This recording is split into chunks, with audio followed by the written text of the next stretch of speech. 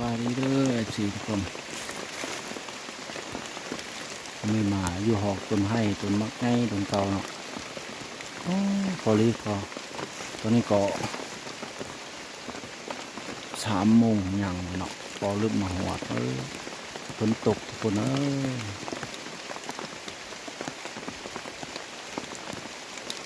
เห็ดตูกเห็ดตูกว่า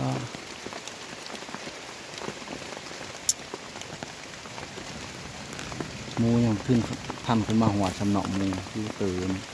หัวมูจะขึ้นมาสับบอกกันคือว่าเขามาต้นแรงเนาะเขามาอยู่หอกอย่างเดียวเนาะนี่ก็ลองติดตามไปเบิ่งคันเป็นฝนและคันมีแต่หอกเซสโคปไทยยิ่งเอาเบิ่ง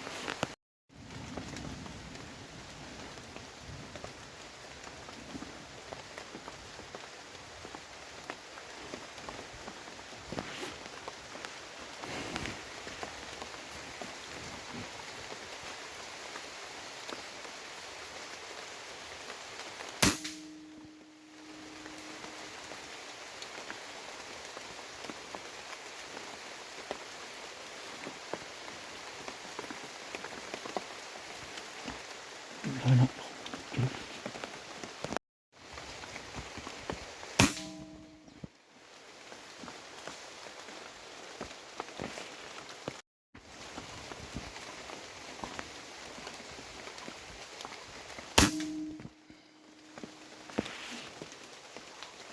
ว่าเนาะตัวที่3เนาะกิโล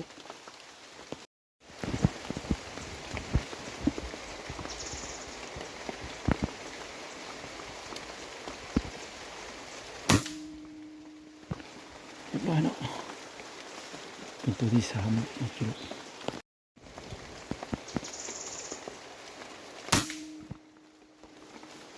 สุดแล้ว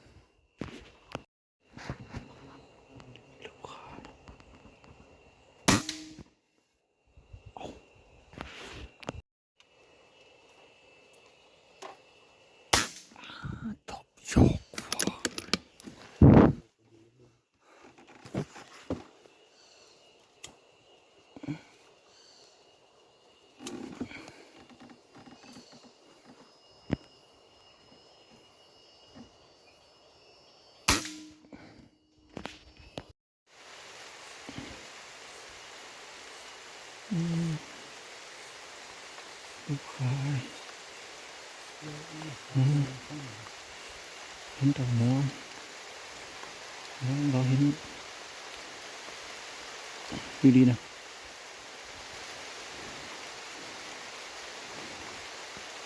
เห็นปะ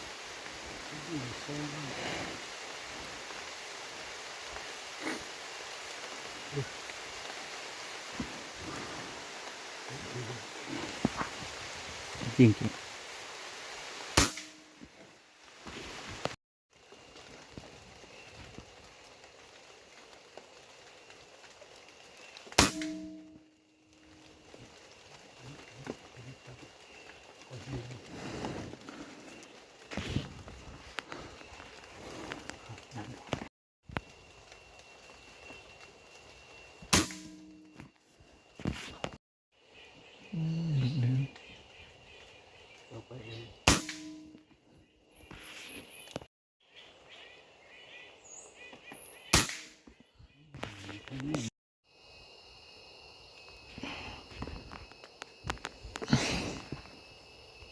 ยิงเลย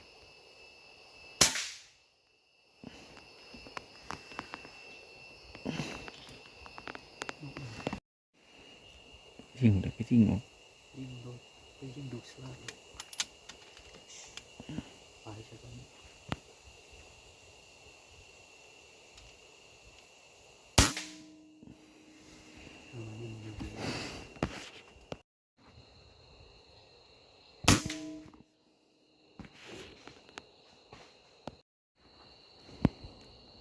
เสียตายลงมา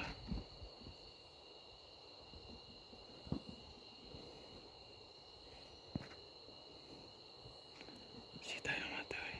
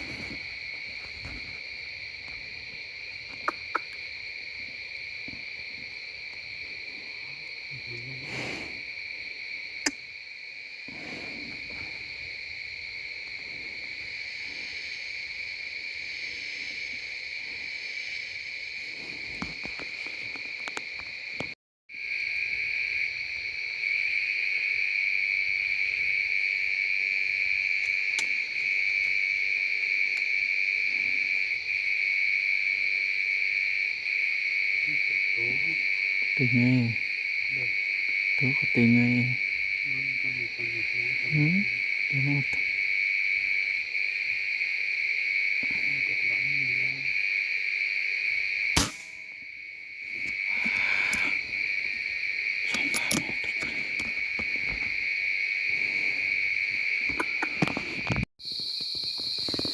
ถือว่าสรุปผลงานมีถือว่า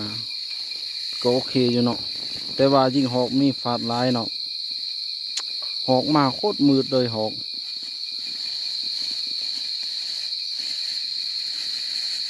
มูทันยิงมันนี่มูทันยิงหอกนำมันนี่จะเฮาหักยิงผู้เดียวยิงจะบ่ถึก